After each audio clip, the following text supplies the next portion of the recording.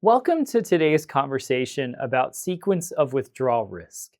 Sequence of withdrawal risk is unique to retirement planning because when we're building wealth mathematically, we don't care too much about the order of returns.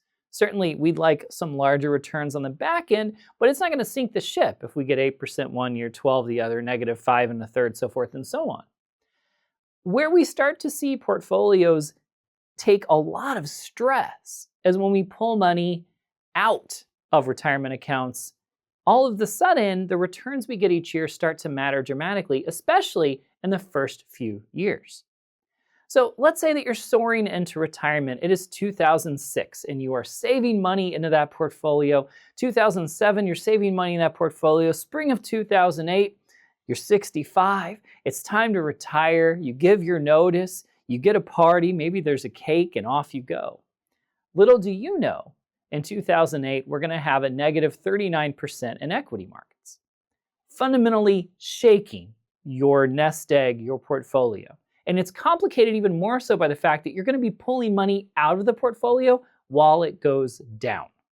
And if you have a bad year in year one of retirement, a bad year in year two of retirement, a bad year in year three of retirement, we could be facing an entirely different animal than if we had good years the first 3 years. And that kind of importance is what we call sequence of withdrawal risk. So there's ways that we can help protect sequence of withdrawal risk. One of those is annuitizing some of that balance so that your income draws a little less proportionally, right? If you have $2 million and you annuitize $1 million, then you're going to have this income stream and the rest can ebb and flow a little more because you won't be as dependent on withdrawals. So that's like one thing we can do. Another thing we can do that's a little more fun is that we can allocate across different asset classes.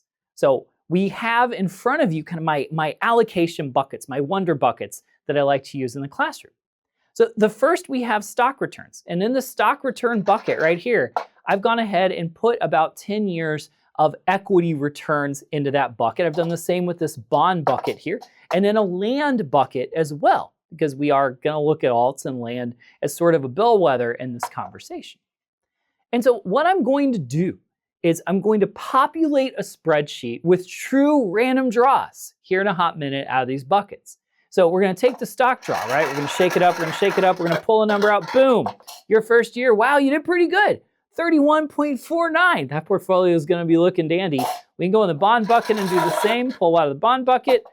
8.72, still having a great first year. And our land bucket, which tends to be a bit more consistent, though not as dramatic, 6.74. So what I'm going to do is I'm going to take these stock returns, bond returns, land returns, we're going to put them in a spreadsheet, we're going to draw at random, and then we'll have a further conversation about sequence of withdrawal risk, geometric mean, we're going to get a little nerdy.